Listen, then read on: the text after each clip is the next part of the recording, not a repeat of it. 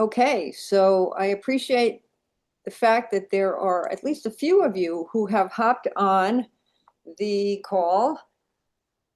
I'm Nancy. I am one of the few people who got knows we're going in this area. And also on the call are two of my favorite dog people, as well as two of my favorite coaches, Kathy Hughes, you are part of the first group, and Laura Keefe. Laura, is John on too, or is it just you? Are Oh, you well, John's here in the room, so he's okay? listening. Okay. Hi, John. So Hi. Laura and John are also amongst the first people who started Nosework with our group, and they are superb coaches, as is Kathy. There are two people who are coaching who are not on the call. That includes my sister Dory. She's at a No Kings event, as well as Lynn Wilkes, who is actually at a Nosework trial down in Pennsylvania. So we're going to jump right in. Your dog will tell you that Nosework is the best sport ever. And there's oftentimes a question, well, what's the difference between scent work and nose work? There really is none, except that AKC decided they needed to have their sport called scent work just as a point of differentiation. So I tend to use the word nose work because that's what I was indoctrinated into. Nose work, scent work, six of one, half does the other. Let's talk a little bit about, I'm going to just keep this up here so I can remember what the flow is. Equipment. Let's talk a little bit about equipment. I am a big fan of using a harness. There are people who are perfectly happy to use collars and are successful with collars. I like using a harness because of the fact it really gives your dog context. The two dogs that I started in Nosework were deaf, so I felt that anything that I could do to give them a background or a heads up that we're doing nose work was useful. If you go the harness route, recommended, two things. You will only use this harness for nose work. You will not use it for walking. You will not use it for tracking. You will not use it for parkour or anything else. The only time this harness comes out is for nose work, because the smell and the feel of that harness should say, this is what we're doing, to make it perfectly clear. The other thing about harnesses is this. Get one that is super easy to get on and to get off. Because when you are in the parking lot or waiting in staging to go into a search area and you're putting your harness on, you don't want to be messing around with your harness, trying to get it on and not being able to because the dog's foot isn't right, and you have to lift your dog's foot up and they're nervous and they don't want you to pick their foot up and they're blah, blah, blah, blah, blah, blah, blah. And remember this, every second that you are at the start line that is not useful to you and your dog's search is wasting time for the trial chair, and all of the competitors who come behind you. So, for example, if you are at a big AKC trial and there are 400 dogs running at various levels in various elements in various parts of wherever the trial is being held, if every single one of those 400 runs adds 30 seconds to a day, multiply 400 runs times 30 seconds, and you will see that any delay can have a profound impact on how fast people get done with the trial. You do not want to be that person. I kid you not when I say I have searched by headlights at 8 o'clock at night. It is not Oh, fun. You don't want to be doing that. Don't do it. Get a harness that's easy to put on. There are a couple of easy on, easy off harnesses that you can find in various places. I got a couple of these for my dogs. They're on Amazon. They're relatively inexpensive, 20, 25 bucks. Despite the inexpensive price, they are sturdy. I am trying to avoid Amazon at this point, but there you have it. Get something that's easy to put on and off.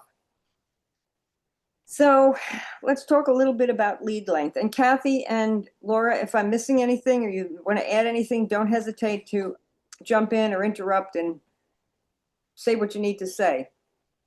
I like to liken lead lengths to the three bears.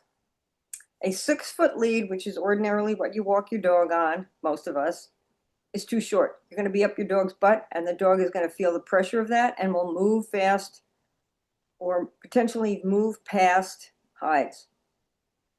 If you have anything longer than 10 feet, 12 feet maybe, 12 feet a little long, 15 feet way too long, and you're going to be going like this with your lead as you try and control your lead while your dog is moving around the room or the search area. 10 foot seems to be a sweet spot. You can get relatively inexpensive 10-foot leads in various places, cotton leads, 12, 15 bucks. They're not terribly expensive. Invest in a couple. Make sure you have a couple because you put one down and then you don't have a lead and there you have it. You're out of luck. Somebody asked me recently, I'm working with a person up in New Hampshire remotely, and he asked, well, what about Flexies? I ran my Akitas on Flexies, the two Deffies on Flexies, and I don't say you shouldn't use them. I think you should be fluent in using a solid lead and a flexi. If you're going to use a flexi, make sure that if something happens to that flexi, you have another lead that you can use and you are fluent in using it. And we will talk about and practice leash handling in class. Kathy, Laura, you want to add anything? I think I'm good.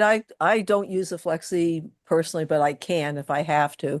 I always have an extra lead with me if I'm trialing. Same thing. If I set it down, forget to pick it back up, or if it gets stuck under something, I can just take it off and put that other lead right on and keep on working. Some searches you will have the option of running on or off lead. That is entirely up to you. There are many searches, I would say the majority of them, where you are required to be on lead. For containers, for example, they're virtually always on lead. Buried in AKC, virtually always on lead. So you do need to be fluent in your leash handling. And again, we will talk about that. And you get to practice. Yay. Hey, So much fun. Now, in the email that I sent out, Oh, well, talked about cookies and how important various types of cookies are.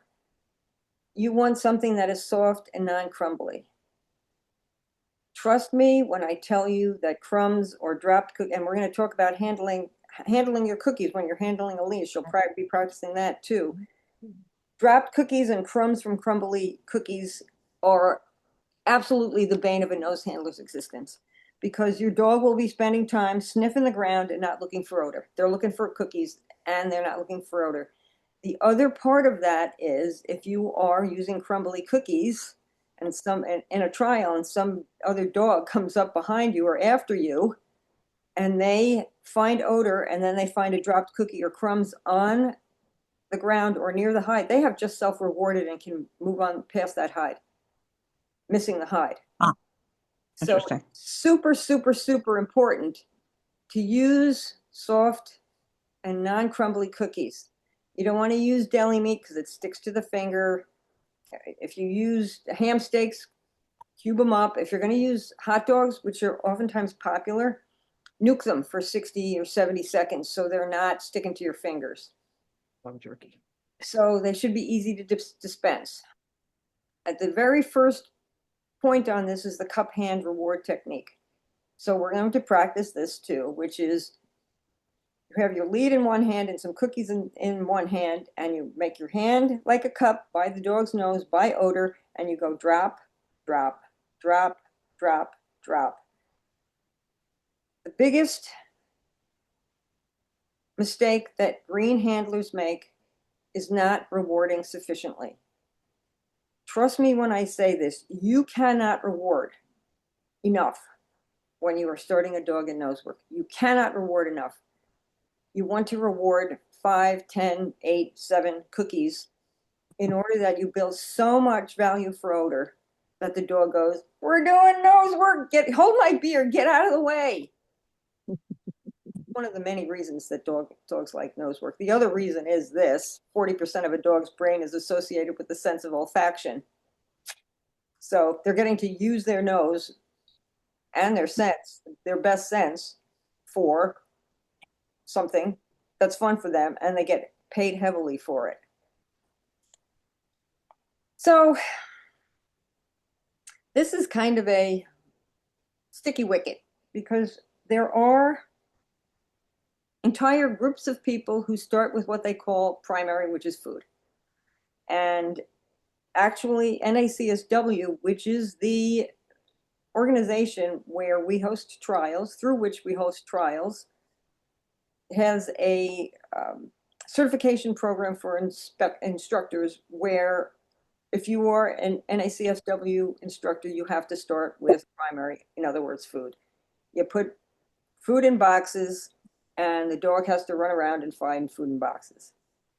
Or you put food in someplace in a room, and the dog has to run around and find that food. And their concept is that the dog learns how to search while they are looking for food. And there are tons of dogs and teams that start with this, and they do perfectly well. I kind of think that there's this. If I am standing on my deck and my dog is in the yard, or my dogs are in the yard, and I start throwing cookies off the deck into the yard, I'm pretty sure, in fact, I'm 100% sure my dogs will find every single one of those cookies. So I kind of sort of think that they know how to find food already. I may be wrong, but that's my thought process. In my mind, the big detriment to starting with food and sticking with food for quite some time is that as you move up the trial ranks, and Lita, you said your previous dog you were starting to tackle NW2. Yes. NW2 has changed a lot now, and it is more challenging than NW3, and you have 3 distractors in containers in NW2.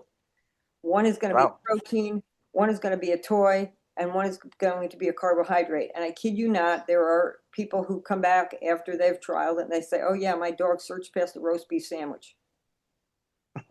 So if you are reinforcing your dog starting with food, and then you say, "Okay, you can't tell me when there's food anymore, you have to tell me when there's odor," to me, that's just adding another step to training, which makes it a tad bit more complex. And why not just pretty much start with odor, which is what we do. We do that with the Big Tin game. Now, we will pair for the first few repetitions of the Big Tin game, and that will be demonstrated on Monday. I'm not going to give details on the Big Tin game. It's pretty straightforward. Dogs love it. It's pretty simple. I do start with pairing, but within 2 or 3 or maybe 4 searches, we get rid of the food that's on the Big Tin, and the dog actually starts just looking and searching for that Big Tin. Again, and the rationale and reasoning for that is because you want to move away from the dog searching for food, because even in AKC, they have to search past food. Any questions or comments about that, guys?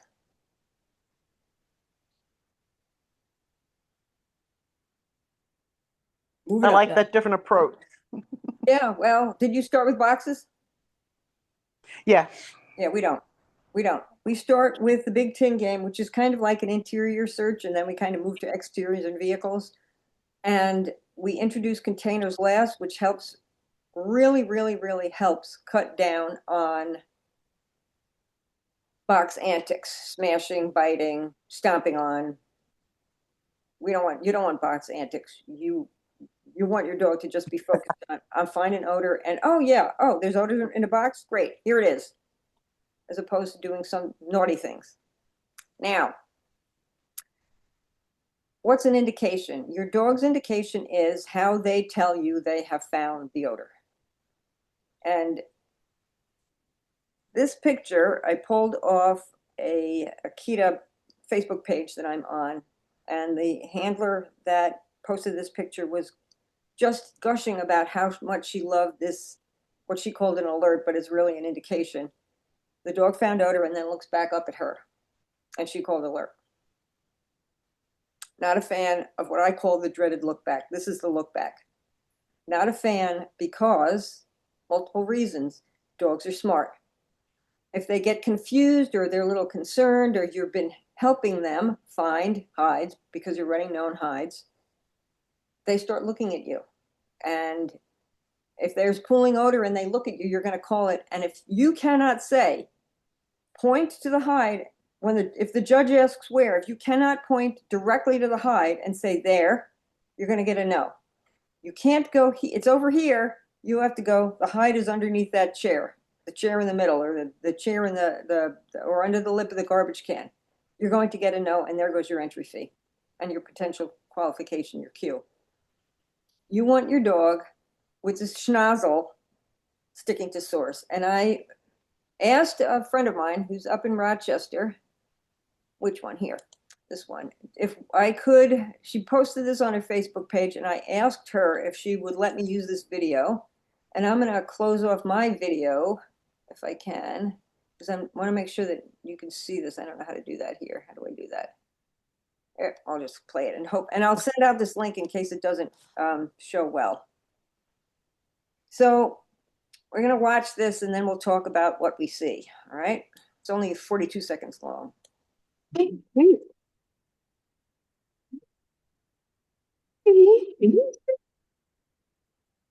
This is practice, not a try. You see how that dog keeps its schnozzle on the hide? It turns its body around, but it keeps its nose on that hide until the woman calls alert. That is what you want.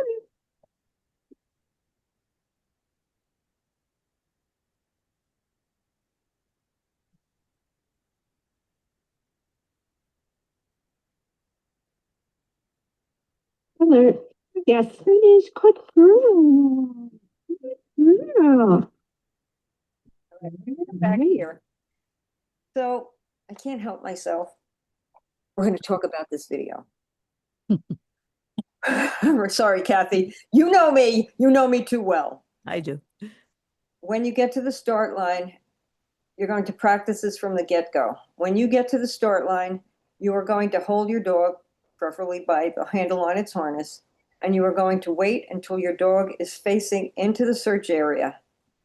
Not looking over here, or not looking over there, or not looking back up at you. You're going to wait until the dog is looking into the search area, potentially catching odor, and then you're going to cue your dog to search. You're not going to say, Fido, ready? Because when you say, Fido, ready, the dog goes, what? And then you say search, and the dog has to go, what? Okay, oh, I'm working. As opposed to dogs looking in the search area and a really quiet cue, search. You guys, Lita and Shana, do you understand the difference between those two? Yes. Yeah. Everything about nose work handling should be small and quiet. Everything, let me repeat that. And you'll hear this until you want to smack me, which is fine. You can smack me. Everything about nose work handling needs to be small and quiet because your dog is doing the work. You are there to watch for your dog's indication, to support your dog, and call alert. And when your dog has correctly found the hide, reward the heck out of it. That's your job. You support your dog through the search. You're not the king or the queen of the search. You are there to support your dog.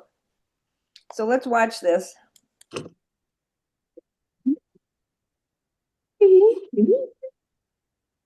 To get rid of the ready. Alert. But I like this. This little dog does a great job because look, it's as its nose, where its nose is. It is right on odor. This is beautiful. I asked her if I could use this video because that nose hold is spectacular. It's spectacular. Let me say that again. It's spectacular. Compare that. Hello, come back here. To this. This is not ideal. Again, because the dog will eventually, be confused and look at you and ask for help, and you say alert, and the judge says where, and you can't point where. The other thing about this indication is the following. If your dog has the dreaded look back, they start moving farther and farther and farther away from the hide in order to get to you, to get to the cookie. I am not kidding when I say even my big, deaf, slow Akitas, there were higher level searches in NACSW where my dog would be in a different room. Because I can't walk as fast as my dog. I can't run as fast as my dog. And if they catch odor and they're booking, you can't run as fast as a dog. Shana, even you can't run as fast as your calf. Sorry. You think you might, but you can't. Right? If that dog comes off the hide, then, and get its cookie, because it knows it's found odor because it started with this dreaded look back, then you either have to say alert, and the judge says where, and you can't point to it, or you have to run back into the room with the dog and re-cue your dog, which wastes time and potentially costs you placements. Lita and Shana, how confused are you right now? Or is this pretty clear? It's clear It's very clear. because, oh, I was gonna say, because this is so new for me, Yes, it doesn't, I don't have any idea yet about how Right. you go about any of this, but the difference in what you're talking about is clear. good. I am brainwashing you. So when you when you start working your dog, you're, oh, I can't feed this. I can't reward that look back. I need to reward that. Yeah, we work on that. Kathy, That's great. you want to jump onto anything else? You want to add anything else? The only thing I wanted to add, when you're rewarding your dog, make sure you're not giving them just big handfuls of cookies. Nancy was talking about dropping it into your hand one at a time, and each cookie is a reward. So each cookie in the dog's mind is the same as like 10 cookies dropped into your hand one at a time are the exact same thing as 10 huge handfuls of cookies. So you want to space out your cookies, but make sure you're doing it over a little bit of a period of time, and that makes a good, strong connection between odor and the cookies. Perfect. Thanks, Kathy. That was excellent. All right. So now we're going to talk about the two major nose work organizations, AKC, which calls itself Scent Work. The cynics among us say that AKC got into scent work really hastily because they knew that they were losing money and they wanted to jump in so they could take some of the market share. In AKC, the judges will set the hides and they will judge the runs.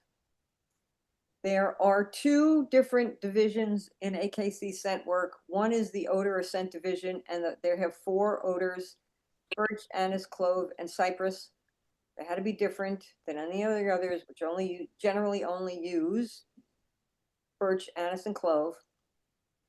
There are 4 levels: novice, advanced, excellent, and masters. And then there's detective, which we'll talk about in a little bit. In each of those levels, you have 4 elements: interiors, exteriors, containers, and buried. Interiors, a room. And in novice, they're 200 square feet, pretty straightforward. Exteriors, what a surprise, outside. Containers, for AKC, it's anything that can hold stuff. So you may see little tiny pencil boxes that you can get at the dollar store. You may see the dollar store toolboxes, or you may see the infamous ORT, odor recognition test boxes, mailers. You can see pretty much anything that has sides and can contain stuff. Buried is a class of its own, and many people are not fond of buried because it can be challenging. So when they started with buried, they actually had judges burying hides in the ground. And that was a problem because a lot of those hides got lost. And here's a classic example. I was using my backyard here for buried searches, and I was thrilled when they went to either sand or water, or a combination of the sand and water. in bins. There's a problem with the bins too. We'll talk about that. 2 years after they went to the bins, my old dog Keo, who has since moved to heaven, and I were walking across the yard, and she stopped and she started digging, and she found a hide that I had lost 2 years later. Oh, Yeah, I know, right? They use bins now, and the bins have to meet certain specifications which are laid out in the rules. They've cut down the amount of sand in buried to, I think, max 2 inches, which was great. It used to be 4 inches, but you still need 4 inches of water. So you'll either have novice has buried in sand, advanced has buried in water, excellent has buried some sand, some water, and masters has some sand, some water. The problem with water is this. There are a couple of major problems. They weigh a ton. And many of the people who are involved in kennel clubs, AKC clubs, are old ladies. And it's really hard for somebody like Mark Poe, if you know who Mark Poe is, she is an IDTC member, to tote around something that's 40 pounds. The other issue is this, I kid you not, I was judging down in was it New Jersey? Might have been Pennsylvania. No, it was New Jersey. And the only place that they had for buried was outside. It was in an industrial park. And the only place they could use buried was on a slab of concrete, which had a slight cant. And Oh dear. yes, you see what's happening. Oh dear. One of the judges the day before had put a hot, if your container has odor in it, it's considered hot, had put hot water, not hot water as in hot water as in scented water, put one of the bins of water that was scented at the top of that. You see what's coming, right? Of that slope. And a dog knocked it over, and that water contaminated the entire area. So when you're a judge, if you have buried and water, hide placement becomes quite a little tiny bit of an issue. So not a huge fan of buried. When they drop the amount of sand, everyone was hoping they would drop the amount of water. They have not, so it is what it is. Okay, so to earn an element title, for example, if you're a novice and you want to get a novice container title, you need 3 cues. You need 3 passes in novice containers. In order to get an overall novice title, you need 3 cues in each of these elements: interiors, exteriors, containers, and buried. So it's not unheard of to have a dog in advanced buried, excellent interiors, exteriors, and master containers. So you can have a dog that's in various levels in AKC. The other division in AKC scent work is handler discrimination, where the dog has to find something that smells like you and not indicate whatever the judge puts out. So at the novice level, it's basically a sock in a box. And at higher levels, you can either scent a Q-tip or a cotton ball. Don't scent the Q-tip. You want to scent the cotton ball. And my suggestion, if you're going to do handler discrimination, stick that cotton ball in your shoes and wear that cotton ball for a week. When I run handler discrimination, when I was running handler discrimination with Keo and Toka, I could smell my own cotton balls, and I have a terrible sense of smell.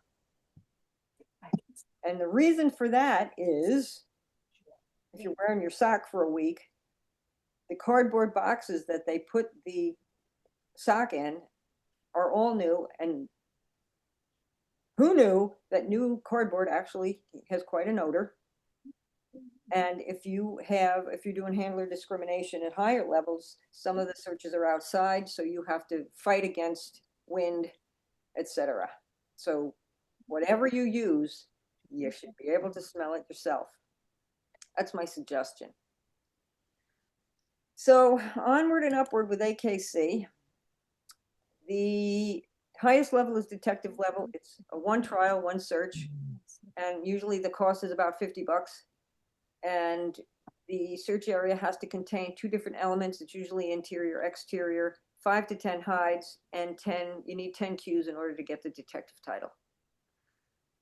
The cost per run for lower levels is $25 to $30. So in other words, if it's $25, you'll spend at least $75 for an element title.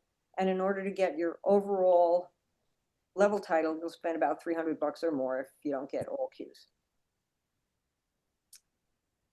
It's a lot of odor on the cotton swabs in AKC. It is 2 drops of essential, EO stands for essential oil, on a Q-tip. That is a lot of odor. Again, lousy sense of smell, and I can walk into an AKC search area and know that there's odor out there. The other concern that I have about AKC trials is, no tactful way to put this, there are trials which have junk on the ground searches, like what you see pictured here. They have an area, it's got limited stuff in it, limited texture. So people will bring in coolers. Here's a cooler, here's a kiddie pool, there's some kind of sort of kiddie toy back there, and there's a camp chair there, and that's your search area. Or the lower one, you can see there's some shelving with stuff on, a couple of shelves, 3 shelves with stuff on it, a little toy, 4 shelves and a little toy, and that's your search area. Dogs search much differently in these areas than they do in something that was actually set up to be used by real people. So if you're going to go to an AKC trial, I would do my due diligence and find out where the trial is being held and what type of trial it is, in terms of, are you going to get junk on the ground, or are you actually going to have a real search area? My 2 cents. Worth exactly what you paid for it. AKC is one of the big issues. Thanks, Kathy. You bet. NACSW, the National Association of Canine Scent Work, is actually the gold standard for the sport. They started in the mid-2000s. The first official trial was in 2009. And the people who founded it were involved in detection work. So bomb detection, drug detection, contraband, whatever the contraband detection was.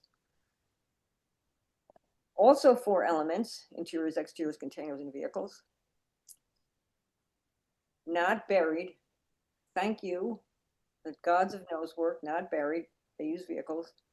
You have to pass what's known as an odor recognition test, an ORT, in order to trial at any of the other levels. An ORT is 3 container searches, 1 for birch, 1 for anise, 1 for clove. Pretty straightforward. 12 containers in each. Once you get your ORT, you can trial at NW1, nose work 1. And once you get your NW1, you can go to 2, 3. And then once you have 3 NW3s, you can get into what I consider the best level ever, which is the elite level, where you're just running after your dog and calling alert and collecting points. Super fun level, no pressure. You can get 3 no's in each search area before you are dismissed. In every other level, if you get a no, good try. For NW1 and NW2, you have to be clean in those 4 to 5 searches. NW1, you have 1 search in each of the elements: containers, interiors, exteriors, and vehicles. In NW2, you have 5 searches, the 4 elements, and then they have a 5th search of one of those 4 elements. NW2 is way more challenging now because they have changed the requirements for distractions. So again, as I was talking about with Lita earlier, you have a protein, a carbohydrate, and a toy. So your dog has to know how to pass distractions. Super important. The newer NW3 rules include you can miss 1 hide or have 1 no and still get a leg. You need 2 legs in order to title. If you miss 2 hides or you miss a hide and get a note, then you have to go over, start again. NW3 is 6 searches. So those 4 elements, 2 of the elements, you have 2 searches. So 2 containers, 2 interiors, 1 vehicle, 1 exterior, or 2 exteriors, 2 interiors, and 1 container and 1 vehicle. Whatever is easiest for the host. NW3, you need 3 titles in NW3. You need 3 passes in order to get into Elite. And again, Elite is just so much fun. It was great, and was really a joy to run that with my deaf dogs. No pressure. You're just running around and collecting, but super, super, super fun.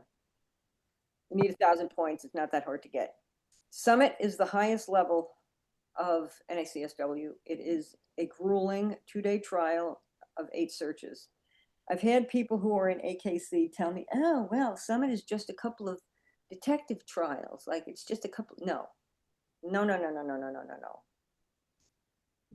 For you and your dog to successfully complete a Summit search, you need to be at the top of your game. Your dog needs to be physically fit. You need to be physically and mentally fit. It is grueling. The top 20 teams in general will earn a Summit title. It's not on points. It's however the top 20 teams who make points. There are also in another parallel track of element trials. So what does that mean? It means that there are half-day trials where you're just doing containers, or you're just doing interiors, or you're just doing exteriors, or you're just doing vehicles. Super fun, really lighthearted. It's not about earning points or winning or where you place. It's just going out and having fun with your dog. The Elite S and the Elite P trials are relatively new. I don't know, maybe 3 or 4 years old at this point. Elite S are half-day trials. They're elites. I think they're elite specials. I don't remember what the S stands for. Again, you have to get 50 points in order for them to count. You have to get a total of 350 points in order for the dog to get a title. Half-day trials, super easy. My old guy, Toka, who turns 11 next month, that's perfect for him because he's too old and too slow for Summit. And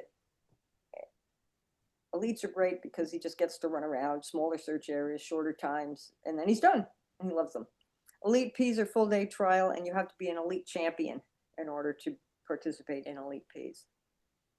Relative to cost, NW1 start in around $125 per trial, and cost rises from there. The higher the level, the more you're going to pay. And I want you to take a look at the amount of odor on cotton swabs. And for those of you who are getting kits, you're going to get 3. I'm using NACSW as my benchmark. You're going to get a container that has 8, 10, 12 cut up halved Q-tips, and you put 4 or 5 drops in a container. You swirl them around, and then you put your Q-tips in, and you shake them up, and you let them sit for a day or 2 before you use them.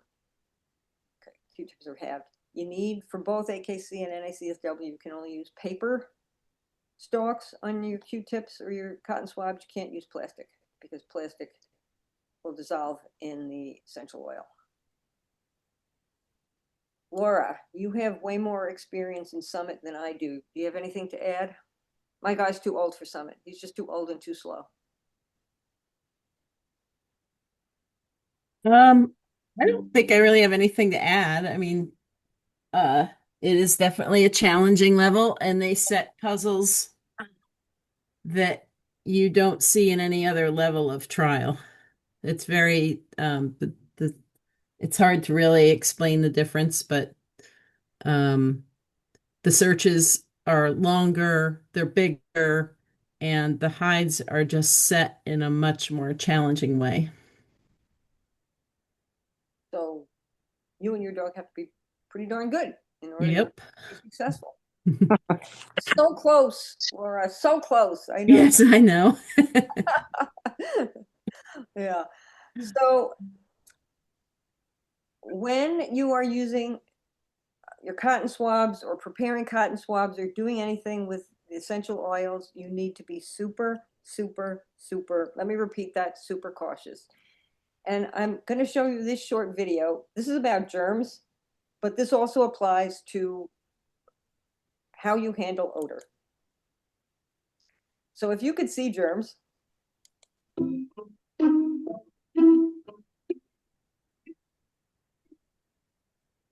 get odor on your hands, you're getting odor everywhere else.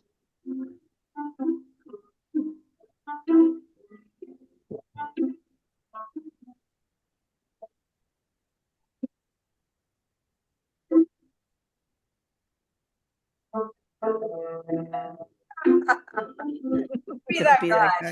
that guy. The same sort of kind of holds true for touching essential oils. When I've already prepared your Q-tips for Monday, I use gloves because I don't want that odor on my hands because it gets all over the place and you contaminate everything around you. So be super, super, super, super, super careful when you are moving your hides, touching your hides, preparing them. Just be cautious. You can use tweezers. I use tweezers and I use gloves. Just don't want to get that stuff anywhere because you're contaminating everything that your dog could potentially smell. And last but not least, I put together a list of resources, and we can talk more about other resources as we go along. The type of handling, the handling techniques that I buy into were developed by two women, Sue Sternberg and Dana Zinn. Dana Zinn is a long-term NACSW person, and Sue Sternberg was known a number of years ago for her work in shelter management and shelter organization. They came up with the concept of the dog-driven search. You can get their book multiple places off the internet. Do not get the workbook. The workbook is an AI knockoff, and they don't make any money off of that because somebody stole their ideas, and there you have it. There is a corresponding Facebook group, conveniently known as the Dog Driven Search. So if you're on Facebook, I would join that. If you join that group, the only people that I would listen to or read comments from are three people. One is Sue herself, the other is Dana, she rarely posts, Sue usually posts, and the other is Holly Bouchard. There's a lot of crap information on that Facebook page. Just read what Sue and Dana and Holly say. So who is Holly Bouchard? Holly Bouchard is, fortunately, our group's dear friend and mentor. She's out in Minnesota, and I happened to hook up with her because I was involved with a project through Fenzi Dog Sports Academy, and Denise Fenzi added her to the group I was in, and she and I hit it off, and we are now very close friends. And because of that, she has taken our entire group under her wing. She is coming here for 3 days of workshops in July. I cannot stress this enough. Audit every single one of the workshops that she offers. Just audit them. I wouldn't worry about, oh, I have to run my dog. I would not worry about that. I would audit because you'll learn a lot auditing. You don't have to mess around with the dog, worry about, oh, I have to get my dog out. You know, you miss the dogs before you miss the dogs after you. Holly is fabulous. She's just fabulous. And I know that I am, ooh, Laura dropped off. I guess she had to take off. I'm biased. Kathy, do you want to add anything about Holly? So it's not only me? Oh, it's not just you. She's one of those kind of rare people that can teach to any level seamlessly. She can go from a very green dog, green handler, and offer very kind and easy instructions to somebody like Laura who's working at the summit level and give critique that is meaningful. She's amazing. She is incredible. And she's a really super, super, super nice person. There's also a series or different courses that Scentwork University offers, and you can just Google them, Scentwork University, and look at different courses. If you have any questions about what instructors you should sign up for, I'm pretty opinionated. I'll tell you who I like and who I don't like. I'm happy to. Oh, Laura and John must have bumped off somehow. Happy to help you with that. I don't know. Another absolutely positively great site, Google this, National NACSW virtual walkthrough and debriefs, because NACSW will put, for their main trials, NW1, 2, 3, Elite and Summit, they will put up walkthroughs, and then the certifying official, the person who actually organizes the searches and places hides, will do a debrief and talk about where the hides were and what the challenges are for each of those areas. And people say, but I'm not watching dogs work. It doesn't matter. It gives you a really great idea of what kind of challenges you're going to face when you're at those various levels. And you'll learn a lot about hide placements. Free. It is free. You don't have to pay anything. Use it. The other thing I also recommend is volunteer. I cannot say enough about volunteering. Watch as many dogs as you can possibly watch, because the more you watch, the more you learn. So we are hosting a Summit League trial at Cornell, June 13th and 14th of this year. We'll always need more volunteers. I can float the volunteer sign up to the new group. There is the vet school open house. We have 2 sessions in the afternoon that we need manned. Doesn't matter how novice your dog is, gives people an idea of, oh, well, this is a dog that just started a month or 2 ago. This is a dog that has a ton of experience and is trialing at the highest levels. It's great for the crowd and especially the kids. That's, what is it, April 11th? And then in May, I think it's May 6th, maybe 6th. No, it's May 2nd or 3rd. We are giving nosework demonstrations to 4-H kids in their annual Animal Crackers event at Morrison Hall, and you are welcome to come and work that. And I think it's May 2nd. May 2nd. Thanks, Laura. I'm happy if anybody wants to run. My sister is going to be running one of my dogs, and I'm happy to let somebody run my red dog, who will literally work for anybody because he knows his job. He doesn't need you. He just wants his cookies. So that's a lot of information. This went a little bit longer than I thought. Any questions from you newbies or any comments from Kathy or Laura? So I have one comment that I think AKC has become maybe more popular than it deserves to be because the trials are close often and accessible. You can drive to them, and you don't have to stay in a hotel. You don't have to go to Ohio or New Hampshire or whatever. I think they're not as rigorously controlled, and in NACSW, the COs set those hides, and they're really very specifically trained. In NACSW, the judges set the hides, and some of the judges, like Nancy, are fabulous. AKC. You mean AKC? AKC, yes, Right. AKC are great, and others are just, Not so good. not so good. So, and it's hard to know what you're going to, and you can have disappointing results of no fault of your own. So, just, another plug for NACSW, but it does mean you often have to travel. Well, one of the reasons I haven't run more NACSW trials is because people don't volunteer. Yeah. SOTC is having an AKC trial the same weekend as we are having the Summit trial. And a lot of our people are going to that AKC trial. And my take on it is this: if you want me to host NACSW trials, I need to have volunteers, because I can't have 3 people doing everything. I can't. It's not fair to them. It's not It doesn't fair to the CO, and it's not fair to the competitors. And that's, I mean, I'm thinking of 6 people right now who are going to go to those trials and blow us off. And I get it. They want titles on their dogs, and they're, oh well.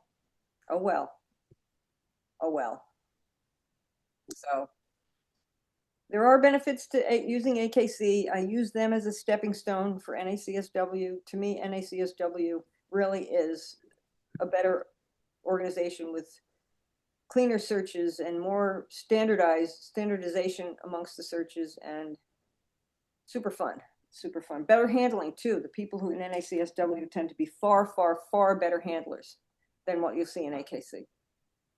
I had I was judging for SOTC a year or two ago, and I had someone in my novice interior class, and she walked out of the search area first day one, and she said, "Look at how well my dog did after only 6 weeks of training." And I didn't even know how to respond to that, because I know this person is also very active in rally agility and obedience. And I know she spends a year and a half in those training her dogs before she enters a trial, and she's entering her dog in scent work within 6 weeks because her instructor said she could. The next day, her handling prevented the dog from finding a super easy threshold hide. The dog was heading towards heading towards the hide, which there was one little brick here right to the right of the start line, and the rest of the search area was off to the left. And the dog was like, "It's over here," and she said, "No, come," and she's walking back and forth and back and forth, and she timed out because her dog said it's over here, but she didn't believe him. And that's lack of experience, lack of listening to your dog. So don't trial your dog after 6 weeks. Please, please, please, please, please. If you do, I'll have to fire you. I'm sorry, I will. Yeah, I just wanted to add that, I mean, the competition aspect of nose work is great and fun, and I do a lot of competitions, but also just welcome to a sport that your dogs love, and just enjoy watching your dogs work, because it's fun for them, and hopefully if it's fun for them, it's also fun for you. And I think that's one of the most important things about nose work. I've seen dogs that have been started out super timid, nervous, shy, and doing this sport gives them confidence, a lot of self-confidence and pride. And, I think it's important to keep that in mind. Worry about competition. Yes, it's fun, but also just think about the fun that your dog is having. My old girl is 11 and a half years old now, and I still enter her in trials because she earned her right to be there, and she goes to the start line happy, and she leaves the start line happy, and she leaves the search happy, and that's what's most important, I think. And she gets to use her mind and keep her mind active. So there's a lot of benefits to your dog, to this sport, that occur even outside of competition. Absolutely. And anytime you step up to the start line with your dog, it is an honor and a privilege, because they are there working for you. They didn't enter the trial. They didn't sign up for lessons. They're there because of you. So every time you step up to the start line, whether in competition or in practice, appreciate what they're doing for you. Because dogs are generous and dogs are honest, and they deserve that. Yeah. So just have fun with it. And that's all I got. That's all I think. Laura, John? Yep. No, that's all I got.